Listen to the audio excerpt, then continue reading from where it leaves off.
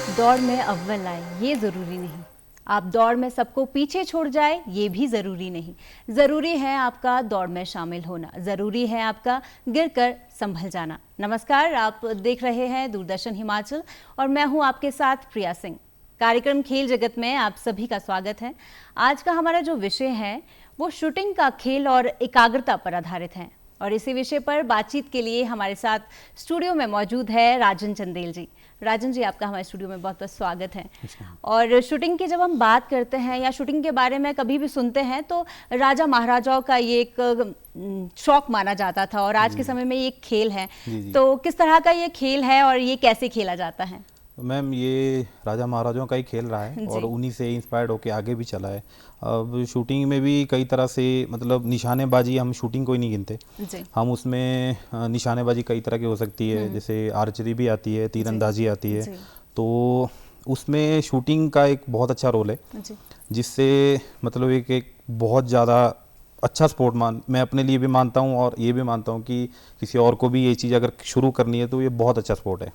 इससे मतलब राजा महाराजाओं वाली आपने बात की है तो उन्हीं से इंस्पायर्ड है। वो लोग भी पहले मतलब उस टाइम में जब भी था वो शिकार वगैरह वो खेलते थे, शौक रखते थे। तो अब भी ये एक शौक ही है और अब इसको स्पोर्ट में शामिल किया गया है। तो एक बहुत अच्छी अपॉर्चुनिटी है आगे जाने के लिए और अपने इंडिया के लिए कुछ करने के लिए। जी, जो शूटिंग का खेल होता है उसमें कई तरह के इवेंट्स होते हैं, तो किस किस तरह के वो इवेंट्स होते हैं? शूटिंग में मैम अब हम कई तरह के इवेंट्स को देखते हैं, जैसे इसमें राइफल शूटिंग आता है, पिस्टल शूटिंग आता है, ट्रैप शूटिंग आता है।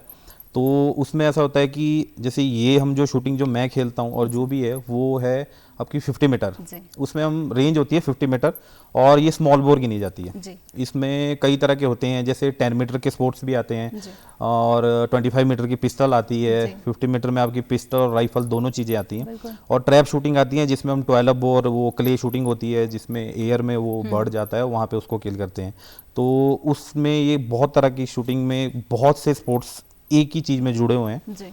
तो अब हर एक शूटर एक कांस्टेंट चीज़ पे करता है, तो हम भी एक ही चीज़ पे फोकस करके चलते हैं कि ये बाकी शूटिंग 7-8 तरह से जुड़ी है, हर मतलब काफ़ी तरह की है ये। तो आप किस तरह की शूटिंग करते हैं? मैं मैम 50 मीटर शूटिंग खेलता हूँ, 50 मीटर राइफल और प्रोन पोजीशन का मैं शूटर हूँ।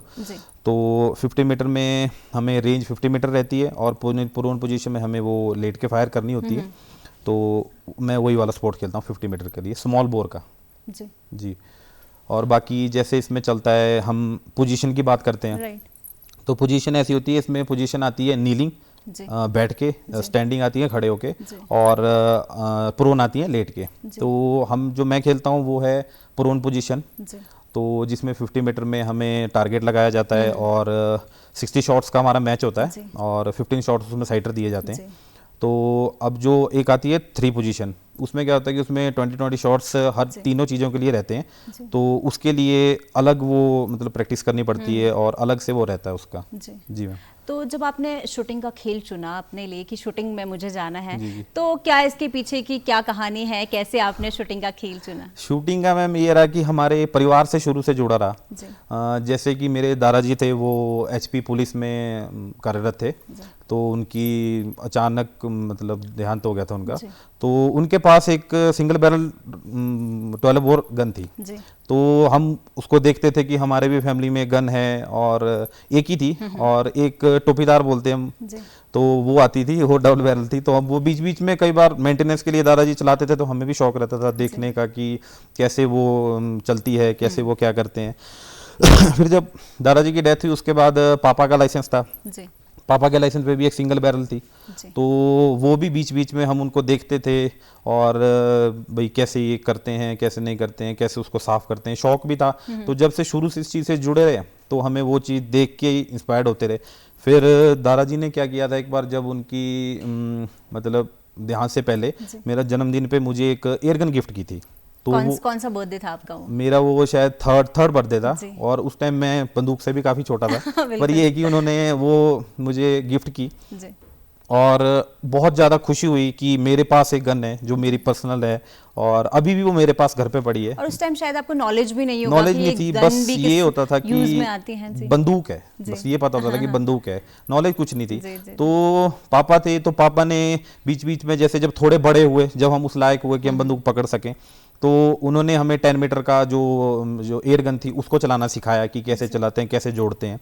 फिर उसके बाद 12 बोर की बीच बीच में जैसे वो मेंटेनेंस के लिए फायर करते थे भी, कभी जैसे उसमें जंग ना लग जाए कुछ, जैसे चलाते रहने के लिए चीज़, तो उस पर हमने फायर की। तो फिर जब उसमें सिखाया, मतलब बेसिक मेरे को शुरू मेरे पापा ने किया है, जो मेरे गुरु रहे हैं और जिनसे मैंने हर चीज़ सीखी है वो पापा हैं। और फिर उसके बाद क्या हुआ कि हम एक दिन, हमारे एक फैमिली फ्रेंड है और मेरे कोच भी रहे हैं और पापा के बहुत अच्छे दोस्त भी हैं और मैं उनको चाचू बोलता हूँ, उनका नाम है अनिल प्रकाश जी। वो भी एक इंटरनेशनल शूटर रह चुके हैं और उन्होंने भी बहुत से नेशनल और बहुत अच्छी शूटिंग, मतलब उन्हीं को देख के हम इंस्पायर्ड हुए थे। तो वो घर पे आए हुए थे, उनको स्पोर्ट्स का पता था कि शूटिंग में स्पोर्ट्स होता है। और पापा को था, पापा को गन की नॉलेज थी, हमारे को उन्होंने सब चीज़ सिखाया, पर हमें ये पता नहीं था कि स्पोर्ट्स भी इसमें जाता है आगे या होता है। तो उन्होंने क्या किया कि चाचू ने जैसे ही हम घर पे आए, वो एयरगन मंगवाई मेरे से कि आप एयरगन लेके आओ, और जस्ट एक मतलब सीढ़ी थोड़ी 5-10 मीटर पे एक माचिस की डिबिया रख दी कि इस पे निशाना लगाना है। तो मैंने लगातार 5 शॉट चलाए और मेरी पांचों के पांचों उस पे लग गए। तो उन्होंने देखा कि यार तेरी फायर अच्छी है, ऐसा है, फिर पता था नहीं। फिर उन्होंने पापा को सिर्फ इतना बोला कि जब मैं आपको कॉल करूंगा तो आपने इसको लेके मेरे पास आना है। तो हार्डली उसके कोई 1 महीने बाद कंपटीशन था, डिस्ट्रिक्ट लेवल का, सोलन डिस्ट्रिक्ट कंपटीशन था वो, 2013 की बात है। तो उस टाइम पापा को फोन आया कि आप ऐसा करो कि अर्की स्टेशन पड़ता है हमारे यहाँ, वहाँ पे था वो। तो वहाँ बुला दिया कि उसको लेके आप वहाँ आ जाओ। तो हम चले गए और वहाँ पे उन्होंने एक नई परचेज की थी गन, अनिल चाचू ने अपने लिए एयर गन .77 आती है वो, वहाँ से शुरुआत हुई थी मेरी। तो उसमें उन्होंने कंपटीशन खिलवाया और उस टाइम में छोटा था, सब जूनियर कैटेगरी में था, कैटेगरीज होती हैं कई, सब जूनियर में था। तो उन्होंने जैसे ही सब जूनियर में मेरा मैच लगा, तो शायद उस टाइम इतना कंपटीशन भी नहीं था और 3 या 4 लड़के थे हम जो छोटे छोटे थे, जिनको बंदूक पकड़नी बस आती थी, बाकी ये पता नहीं था कि बेसिक क्या होता है। तो हमने जैसे फायर किया तो मेरा 200 में से उस टाइम स्कोर किया था, तो 62 या कितना समथिंग था, कुछ ऐसा था, और मेरा मेडल आ गया, गोल्ड मेडल वहाँ पे उनमें से सबसे अच्छा था। तो फिर बहुत वो अपने को अच्छा लगा, एक बार मेडल हमारे को स्टेज पे पहनाया, वो बहुत बड़ी बात होती है। और मतलब मेरी दीदी को मेडल मिलते थे स्कूल में, वो पढ़ाई को अच्छी थी, तो अब मुझे नहीं मिला। मैं पढ़ाई में थोड़ा मतलब वीक भी नहीं था, ठीक ठीक था। तो उसको देख के ऐसा लगा कि हमने किसी चीज में हमने भी मेडल लिया है। तो वहां से मेरी शुरुआत हुई थी, वहां से मेरे को स्पोर्ट्स का पता चला कि कैसे खेलते हैं, कैसे नहीं खेलते हैं, कहाँ हमें जाना चाहिए, कहाँ नहीं जाना चाहिए। पर बस तब भी यही था कि हमारे को सिर्फ हमारे लिए मैक्सिमम जो हमारी लिमिट थी वो एक स्टेट थी, कि हम स्टेट लेवल तक खेलेंगे। ये पता नहीं था कि हम आगे भी खेलते हैं इसमें, कैसे करके आगे जाते हैं। तो हमने उसके बाद इसमें प्रॉपर जब वो किया तो 3-4 साल तक तो हमें स्टेट पहुंचने को लग गए। उसके बाद मेरे को चाचू ने, जिस दिन वो मैंने मेडल लिया, उन्होंने मेरे को वो एयर गन उसी टाइम मेरे को गिफ्ट दे दी। अच्छा। कि ये आप लो और ये तूने ये किया है, तेरे को ये मेरी तरफ से गिफ्ट रही। तो बहुत ज्यादा खुशी हुई। आज भी वो मेरे पास गन है, अभी भी मैं उसको चलाता हूँ। कभी कभी वो है कि मतलब एक बर्थडे पे आपको गिफ्ट मिला था, एक आपके फर्स्ट अचीवमेंट पे आपको गिफ्ट मिला था, और दोनों गन्स थी जी। तो इसलिए गन से लगाव बहुत ज्यादा है, बहुत ज्यादा है। और आपने मेडल की बात की, तो मुझे यहाँ पे आपके बहुत सारे मेडल नजर आ रहे हैं कि उठाने भी बहुत मुश्किल है, और इसके पीछे आपने कितनी मेहनत की होगी ये आपको ही पता है। तो कौन कौन से ये मेडल है और इतने सारे मेडल? मैं एक्चुअली 2013 से खेल रहा हूँ। तो मैंने हर साल लगभग मैंने कोई भी डिस्ट्रिक्ट लेवल या स्टेट लेवल, मतलब कहीं भी कंपटीशन होता था हिमाचल में, मिस नहीं करता था जी। तो हम वहाँ जाते थे। तो पहले जूनियर में था, जूनियर में कैसा होता था कि सीनियर में बहुत ज्यादा कंपटीशन होता था, जूनियर में थोड़ा होता था, उससे इतना कम भी नहीं होता था। तो हम वहाँ से शुरुआत हुई। फिर जब 1 मिनट बाद मेडल ले लिया, उसके बाद प्रैक्टिस करते रहे। उसी ने, जो मेरे चाचू हैं अनिल जी, उन्होंने मुझे बहुत ज़्यादा प्रैक्टिस करवाई। वो मेरे लिए स्पेशल दिल्ली भी गए, उन्होंने अपने पास, उनके पास पहली बार पीप साइड वेपन था जो हमने देखा था, उनसे उन्होंने मुझे दिया, उससे उन्होंने मुझे फायर करवाई। और फिर उसके बाद हमारे मेडल्स के लिए जब हमने वो किया कि हम वहाँ पे जब खेलने लगे, तो धीरे धीरे 1 लिया, 2 लिया, फिर मैंने कंपटीशन बढ़ा दिए कि अपने जो मैं एक स्पोर्ट में खेलता था, मैं 3 स्पोर्ट में खेलने लग गया। तो 3 स्पोर्ट से खेलने के बाद मैंने क्या किया कि मेडल तो आ रहे थे, पर एक ही चीज पे फोकस तो एक ही चीज पे कर सकता था। तो 3-4 जगह हाथ पैर मारने की जगह जब 3-4 कंपटीशन खेलने मेडल मेरा आ जाता था, पर वो था सिर्फ स्टेट तक ही। जी। उसके बाद वो फ्यूचर के लिए स्कोर अचीव करना 3-4 में एक साथ नहीं कर सकता था। बिल्कुल। तो एक ही चीज पे फोकस किया, तो वही सब ये मेडल है, ये मेरे डिस्ट्रिक्ट लेवल के और मेरे स्टेट लेवल के मेडल है, जिसमें मैं कंटिन्यूस हर साल एक मेडल ले ही लेता हूँ, जो मतलब सबकी मेहनत मेरी दिखाती है कि मेरे साथ जुड़े हैं उनकी भी बहुत मेहनत है। हाँ, बहुत सारे सर्टिफिकेट्स, बहुत सारे आपके अचीवमेंट, आपके मेडल्स, और फोकस की आपने यहाँ पे बात की, और फोकस होना बहुत ज़्यादा इम्पोर्टेंट है, और एकाग्रता का हमारे टॉपिक से भी जुड़ा है कि एकाग्र रहना इस गेम के लिए बहुत इंपॉर्टेंट है। आप कैसे अपनी एकाग्रता का ध्यान रखते हैं? मैम इसमें फोकस, शूटिंग गेम ही फोकस का है। एकाग्रता जैसे आपने बात की, ये सिर्फ इसी चीज का गेम है। आपको कोई इसमें फिजिक्स नहीं चाहिए, कोई इसमें आपको ऐसा नहीं चाहिए कि हमें दौड़ भाग करनी है फिर जाके हम सिलेक्ट होंगे। ये एक फोकस का गेम है। जो हम भी करते थे और करता हूँ अभी भी, वो है कि हम इसमें मेडिटेशन सबसे मेन रहती है, जो अपने आपको मन को और अपने दिमाग को आपको शांत करना है। तो उसके लिए एकाग्रता सबसे ज़्यादा इम्पोर्टेंट रहती है कि हमने जब मेडिटेशन करते हैं तो कम से कम आधा घंटा तो हमें आंखें बंद करके, जैसे इसमें कई आते हैं अनुलोम विलोम, जैसे वो कपालभाति जो हमारे प्राणायाम है लोकल, वो भी हम करते थे। योग तो हर जगह फील्ड में हेल्प करता है। इससे हमारा माइंड और हमारा मन रिलैक्स रहता है, और ये रिलैक्स की गेम है। बाकी इसमें सबसे मेन आती है हमारी होल्डिंग। जितनी ज़्यादा हम इसमें होल्डिंग प्रैक्टिस करेंगे, उतने ही हमारे जो एंकल और हमारे ये होता है एल्बो, ये सॉरी जो हमारी बाजू है, ये हमारी बिल्कुल वो उससे यही उसी से स्ट्रांग होगी जितनी ज़्यादा हम होल्डिंग करेंगे। फायर का तो हम जस्ट मैच थोड़ी देर का, मतलब हमारा मैच होता है 60 मिनट का, 50 मिनट का मैच होता है। 15 मिनट्स का हमारा साइटिंग टाइम रहता है। तो 50 मिनट्स में हमें शॉट्स चलाने होते हैं, तो फायर तो हो जाती है, पर वो है कि उसको एक जगह फोकस करने के लिए मेडिटेशन, माइंड शांत और अग्रेसिवनेस छोड़नी पड़ती है। हमें एकदम से गर्म नहीं होना है कि हम गुस्सा कर रहे हैं या कुछ है, तो उसके लिए एकाग्रता और मेडिटेशन सबसे ज़्यादा जरूरी है। आप थोड़ी देर, अगर मैच आपका हो रहा है उससे थोड़ी देर पहले हम बैठते हैं, थोड़ी देर आंखें बंद करके, थोड़ी, और वो ज़्यादा हैवी खाना नहीं खाते जिससे हमें थोड़ा पसीना ना पड़े या थोड़ा प्रेशर ना आए। प्रेशर रिलीज भी हमारा मेडिटेशन से ही होता है। थोड़ा हम अगर आंखें बंद करके शांत थोड़ी देर हम बैठते हैं तो हमारा वो सब कुछ आ जाता है। तो ये मेडिटेशन की गेम है और ये मैं बहुत करता हूँ काफ़ी। अब थोड़ा सा कम हुआ है, पर ये है कि अब थोड़ा सा कुछ और तरफ भी ध्यान दे दिया अपनी, थोड़ा सा कमाई की तरफ, इसलिए तो थोड़ा सा वो कम किया। बाकी पहले रेगुलर था मैम। और दर्शकों, एकाग्र रहना तो हम सभी के लिए बेहद ज़रूरी है। वो शूटिंग का गेम हो या कोई पढ़ाई हो या किसी अदर स्पोर्ट्स में भी हमें अच्छा अचीव करना है, तो एकाग्र रहना हम सभी के लिए बेहद ज़रूरी है। और सबसे ज़्यादा इम्पोर्टेंट मुझे आपकी गन लग रही है, जो मुझे मेरा पूरा ध्यान खींच रही है अपनी ओर। तो किस तरह का ये वेपन है और कैसे इसे यूज़ किया जाता है, क्या क्या इसमें एक्सेसरीज है? ये मैम इसको हम पीप सेट राइफल्स बोलते हैं। ये सिर्फ मैच के लिए यूज होती है, बाकी एक्स्ट्रा एक्सपेंडिचर मतलब उठाने चलाने के लिए ये नहीं चलती। तो ये जो मेरे पास वेपन है, इसमें कई तरह के आते हैं, महंगे, सस्ते, और मतलब सस्ते तो क्या ही बोल सकते हैं, महंगे ही आते हैं, पर बहुत ज़्यादा महंगे भी होते हैं, जैसे 8 लाख 10 लाख, वो फिर अपने उस पे है कि आप कितना खर्च कर सकते हैं। तो ये जो मेरा वेपन है, ये है वॉल्थर KK 300 इसका मॉडल है, और ब्लैक टेक प्लस इसका मॉडल नेम है। तो ये मैंने आज से 4 साल पहले, इसको जब मैंने फर्स्ट टाइम नेशनल निकाला था तो मुझे इंपोर्ट का परमिट मिला था। तो परमिट के बाद ही हम गन ले सकते हैं। उसी टाइम मेरा लाइसेंस भी बना था। तो ये मैंने जर्मनी से इंपोर्ट करवाई थी। तो इसमें ऐसा रहता है कि ये जो हमारी ये गन होती है, इसको हम पीप साइट कहते हैं। बाकी गन्स में क्या होता है, ओपन साइट होती है, उसमें हमारी अपर्चर नहीं होते, उसमें हमारी VI बोलते हैं हम उसको, वो जोड़ते हैं और हम फायर करते हैं। तो इसमें ये जो पीप साइट रहती है, इसमें क्या होता है कि इसमें हमारी एक आगे पीप होती है, इसको फ्रंट अपर्चर बोलते हैं, वेरिएबल अपर्चर के नाम से जो बोलते हैं। इसके अंदर एक गोला होता है, उसको हम जो, और ये पीछे वाला ये बैक साइड होती है इसकी, ये यहीं से ये सब एडजस्ट होती है, जितने भी इसमें उसको लेफ्ट राइट करना है फायर को, वो इससे होता है। इसके अंदर एक रिंग होता है और इसके अंदर एक रिंग होता है। लेंस शूटिंग में कभी यूज नहीं होता। बस यही बात में आने वाली थी कि ये क्या लेंस लगा है आगे? नहीं, ये लेंस नहीं, ये नॉर्मल है, जो आपका नॉर्मल शीशा होता है, ये वेरिएबल है, ये एडजस्ट हो जाता है, ये शूटर के हिसाब से एडजस्ट होता है। और लेंस का यूज नहीं, लेंस का यूज हम इसमें नहीं कर सकते। सिर्फ अगर आपको लेंसेज जो चश्मा आपका अगर लगा है तो वो ही आप इसमें यूज कर सकते हैं। और एक चीज इसमें एक्स्ट्रा आती है, जो अगर आप चश्मा नहीं लगाना चाहते तो इसमें एक सेटिंग आती है जिसको हम मोनोफ्रेम कहते हैं। वो मोनोफ्रेम इसमें अटैच हो जाता है, पर वो भी एक्स्ट्रा नहीं होना चाहिए आपका, जो आपका टारगेट जूम कर रहा है। और ये सिंगल शॉट गन आती है, इसमें आप एक बार में एक ही गोली डाल सकते हैं। यहाँ पे इसमें ट्रिगर रहता है, ये इसका एक हैंड स्टॉपर रहता है नीचे, ये हमारी जैकेट के साथ अटैच होता है। ओके। तो ये हैंड स्टॉपर उसमें अटैच होता है। बाकी ये तो इसका बाइपॉड स्टैंड है जो इसको खड़ा करने के लिए, ये मैच के बाद हम इसको निकाल देते हैं, जिस टाइम मैच खेलने लगते हैं ये निकल जाता है। इस पे आप किसी भी चीज़ पर रेस्ट करके फायर नहीं कर सकते। बिल्कुल। और ये पीछे जो हमारी आती है, ये आता है हमारा चीक रेस्ट, जिसमें हमारी चीक रेस्ट करती है। ओके।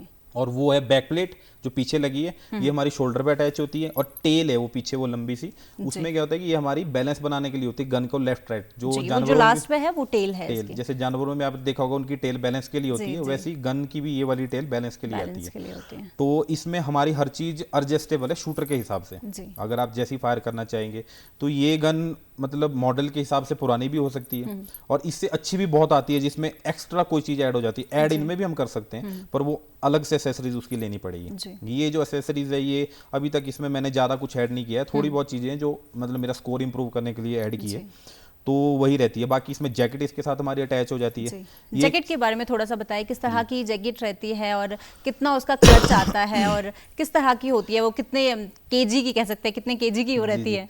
जैकेट में ऐसा रहता है कि वेट का तो उसमें वो नहीं होता, उसमें कपड़ा में सबसे मेन वो करता है, जो उसका कपड़ा होता है। कपड़ा भी वो आप कपड़ा नहीं बोल सकते, आप उसको देखेंगे आप उसमें तो उसको आप कपड़ा नहीं बोल सकते। वो एक बहुत ही हार्ड तरह का तरपाल टाइप का रहता है जी। तो जिससे हम उसको हार्ड नहीं कर सकते जी। और मतलब हम उसको जब पहनते हैं हम उसको ज़्यादा पहन के वॉक नहीं कर सकते या बैठ नहीं सकते, वो काफ़ी हार्ड रहती है जी। तो उसकी कीमत अप्रॉक्स जो मतलब मेरे पास है उसकी है 4500 सॉरी। तो उससे महंगी भी आ जाती है, उससे सस्ती भी आती है, वो सिर्फ उसकी थिकनेस का फर्क होता है। मतलब 45,000 तक की वो जैकेट है। और क्या वो काफी ज्यादा भारी रहती है कि कैरी भारी मैम रहती है, क्योंकि वो मतलब आप देख ही रहे होंगे अभी कि यहीं साथ में रखी है, तो उसमें हम मतलब कुछ भी काम नहीं कर सकते उसको डाल के। वेट का उसमें ऐसा रहता है कि वो अप्रॉक्स नॉर्मल कपड़ों से 3 गुना आप बोल सकते हैं, आपकी जो हम डालते हैं उससे 3 गुना भारी रहती है। तो उसमें हमारा क्या होता है कि वो अलग से नाप जाता है, ऐसा नहीं है कि वो कोई भी दर्जी सिल देगा। वो हमारे पास एक कैपेपाई हमारी कंपनी आती है, वो उस शूटिंग की ड्रेस को सिलती भी है, उसी की मेंटेनेंस भी होती है, तो हमारा नाप जाता है और कम से कम हमारे को 1 महीने के बाद उसकी डिलीवरी आती है। तो बस वही है, उसमें एक फिर ये स्लिंग अटैच होती है, वो भी उसकी शोल्डर में अटैच होती है। फिर वो ये स्लिंग में एक आगे सेवर लगा होता है, ये आपका यहाँ पे अटैच हो जाता है, इसलिए वो जैकेट और गन एक ही चीज बन जाती है, वो अटैच हो जाती है जी। ये बुलेट भी वहाँ पे नजर आ रही है, आप दिखाइए हमारे दर्शकों को कि किस तरह की ये बुलेट है। बुलेट्स है और ये कैसे मतलब निकाल के दिखाइए, क्योंकि बहुत बार हमने तो सिर्फ मूवीज में देखी है कि बुलेट चल रही है। स्मॉल बोर आता है, ये आपकी मतलब अभी लाइव है, ये बुलेट है लाइव, अभी ये फायर नहीं हुई है जी। तो इसमें आता है जैसे ये आगे का इसमें लेड है, जब फायर होता है तो वही लेड आगे जाता है। तो ये बुलेट है, इसका नाम है एली 10X, जो मैं मैच में मैक्सिमम यूज़ करता हूँ, जब मैं मैच खेलता हूँ तो यही बुलेट मैं उसमें यूज़ करता हूँ। तो ये है लाइव बुलेट आपकी। और जो हमारे ये शेल्स होते हैं, ये फिर वो हमारे पास जो बच जाता है फायर करने के बाद शेल, ये बच जाता है। इसमें हमें ऐसा होता है कि मतलब शेल्स की हमें बहुत ज़्यादा इंपॉर्टेंट है, तो इसमें क्योंकि जितने हम बुलेट्स यूज़ करते हैं उतने ही हमें शेल्स रखने पड़ते हैं, वो संभाल के रखने पड़ते हैं, क्योंकि वो हमारे वापस जाते हैं, तभी हमारे को नेक्स्ट बुलेट मिलती है जी। तो इस तरह का रहता है पूरा प्रोसीजर। अगर करियर की संभावनाओं की इसमें बात करें तो शूटिंग के खेल में क्या संभावनाएं हैं करियर की? शूटिंग के खेल में मैम करियर बनाने के लिए तो आप अपनी मेहनत ही बोल सकते हैं, पर शूटिंग के खेल से ऐसा है आजकल स्पोर्ट्स में बहुत ज़्यादा मतलब आगे जा रहे हैं लोग। अभी रिसेंटली हमें नीरज चोपड़ा जी ने देखा होगा आपने, वो अभी उन्होंने गोल्ड मेडल लिया है, तो वो भी एक स्पोर्ट ही है। हम किसी भी स्पोर्ट में जा सकते हैं। शूटिंग एक ऐसा स्पोर्ट है कि महंगा है, पर ये है कि अगर इसमें हम इसको खेलें तो इसमें हमारी बहुत अच्छा फ्यूचर है। मैक्सिमम लोग क्या करते हैं जी, अपने जॉब के लिए करते हैं, तो इसमें ऐसा है कि जब हम एक अच्छा स्कोर इंप्रूव कर लेंगे तो हमें जॉब की जरूरत भी नहीं है, क्योंकि उसके बाद हम अपने देश के लिए खेलेंगे या किसी के लिए खेलेंगे। तो मतलब करियर के लिए एक हम अगर पढ़ने को, मैं अपनी बात करूं तो हम पढ़ाई को इतने बेटर नहीं बोल सकते, मतलब बहुत ज़्यादा पढ़ने को नहीं थे, और वैसे ही हमारी तरह भी कई और होंगे जो नहीं पढ़ पाते, तो हमें किसी एक स्पोर्ट की तरफ ध्यान दिया कि हम ये स्पोर्ट खेलते हैं, फिर हम स्पोर्ट्स से ही उसी की लाइन में आगे जाना चाहते थे। कि हम स्पोर्ट्स में जाएं और वहाँ पे कुछ अचीव करें और अपने देश का नाम, अपने घर वालों का नाम रोशन करें। बिल्कुल, और ऐसा होगा बिल्कुल, आप देश के लिए भी खेलेंगे और नाम भी रोशन करेंगे।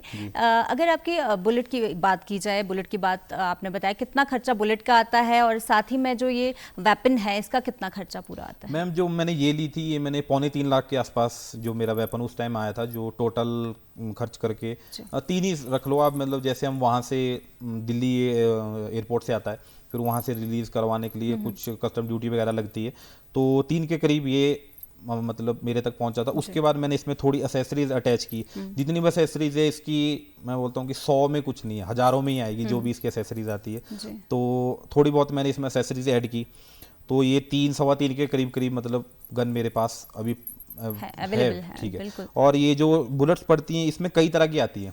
अब जो ये 10x बुलेट है, ये मैचेस में मैक्सिमम हर एक शूटर LE 10x ही यूज़ करता है, क्योंकि इसकी एक्यूरेसी अच्छी है। तो ये हमें मैचेस के दौरान इस बार मतलब रेट बढ़ता चढ़ता रहता है, क्योंकि ये जर्मनी से इम्पोर्ट होके आती है। वहाँ पे करेंसी यूरो चलती है, तो यूरो का रेट जब इंडियन उसमें कभी घट भी जाता है, कभी बढ़ भी जाता है। तो इस बार हमें 40 समथिंग की ये मिली थी, 40 रुपीज़ की एक बुलेट। तो एक डब्बी में हमारी 50 होती है। और जैसे मैं इसमें, हम इसको अफोर्ड करने के बजाय इसको हम सिर्फ मैच के लिए रखते हैं। इसमें एक आता है LE स्पोर्ट के नाम से एक बुलेट आती है। वो है कि वो हमारी बुलेट थोड़ी इससे सस्ती है, वो हमें 20 रुपीज़ के समथिंग पड़ जाती है, जिससे हम उसकी प्रैक्टिस कर पाते हैं अपनी। मतलब प्रैक्टिस में लगती ज़्यादा है। जैसे अगर आप एक दिन की प्रैक्टिस कर रहे हैं तो कम से कम 100 गोली की अगर आप कर रहे हैं, या 30-40 गोली की भी कर रहे हैं, तो इतनी गोलियाँ 40 रुपीज़ के हिसाब से बहुत ज़्यादा बजट चल जाता है। तो इसलिए हम LE स्पोर्ट पे मैक्सिमम प्रैक्टिस करते हैं। ये गोली सिर्फ हम मैचेस के लिए यूज़ करते हैं। मैचेस से थोड़ा टाइम पहले इसे प्रैक्टिस करते हैं, जिससे हमारी रिदम बनी रहे। जी। अगर गवर्नमेंट की बात करें तो किस तरह गवर्नमेंट आपको हेल्प कर रही है इस गेम की? मैम, हमारे पास एक Himachal Pradesh state rifle association है, जो एसोसिएशन बनी हुई है, वो हमें हेल्प ये करती है। उसमें हमारे ईश्वर जी प्रेसिडेंट है उसके। तो वो हमें इतनी हेल्प ये हो जाती है वहाँ से कि हमें, जैसे चलो मेरे पास तो अपना वेपन है, जो हमारे नए न्यू कमर शूटर आते हैं उनको वेपन वहाँ से मिल जाता है, अवेलेबल हो जाता है, मैचेस के लिए भी, प्रैक्टिस के लिए भी। और एमुनेशन का हमें काफ़ी फ़ायदा होता है। जैसे हम अपने उस पर एमुनेशन लेने जाए तो मार्केट में यही एमओ कम से कम 100-150 रुपये का मिलेगा, क्योंकि इंग्लिश एमओ की कीमत ज़्यादा है। तो हमें वहाँ से शूटर्स के लिए ओनली, हमारे जो शूटर कार्ड बने होते हैं, जो हमारे को नंबर मिला है, उसके लिए हमें वहाँ से एमओ थोड़े कम रेट पे और टाइम पे प्रोवाइड हो जाता है। तो हमें गवर्नमेंट का ये रहता है कि जो हमारी एसोसिएशन बनाई है आगे, वो हमारी हेल्प करती है कि हम आगे जाएं। जैसे हम मैचेस खेलने जाते हैं, वहाँ एक मैनेजर हमारे साथ जाता है जो हमारी स्टेट को रिप्रेजेंट करता है। तो वहाँ पे तो हमें तो कोई नहीं जानता, तो वहाँ पे जो हमारे मैनेजर होते हैं उनको जानते हैं, वो हमें वहाँ पे एमुनेशन भी प्रोवाइड करते हैं। हमारी यहाँ पे भी प्रैक्टिस होती है, और जितने भी हमारे state level, district level competition आते हैं, वो सब हमारी एसोसिएशन ऑर्गेनाइज करती है। तो वहाँ का जितना खर्चा होता है, जो शूटर को सहूलियत है कि क्या चाहिए क्या नहीं चाहिए, वो एसोसिएशन ही प्रोवाइड करती है हमें। थोड़ी बहुत कमियां ये रहती है कि हमारे पास रेंजेस अभी 10 मीटर की तो काफ़ी है, मतलब बढ़िया करके रेंजेस। अभी 50 मीटर की जो थोड़ी रेंजेस की कमी है, नहीं है अभी हिमाचल में। तो आप कहाँ पे जाकर प्रैक्टिस करते हैं? आपने कहा कि 10 मीटर की तो यहाँ पे है, 50 मीटर की नहीं है। और जब आपका नेशनल आप खेलते हैं तो वहाँ पे 10 मीटर का रहता है या 50 मीटर का रहता है, क्या रहता है? जैसे मैं स्पोर्ट खेलता हूँ, मैं खेलता हूँ 50 मीटर, तो मेरे को तो 50 मीटर की प्रैक्टिस चाहिए। 10 मीटर की प्रैक्टिस करके मैं वहाँ नहीं जा पाऊंगा। तो 10 मीटर की प्रैक्टिस के लिए हमारे काफ़ी इंडोर स्टेडियम है यहाँ पे। शिमला में खेल परिसर है, वहाँ पे हमारे एसोसिएशन के कोच भी हैं, श्री रविंदर सर जी।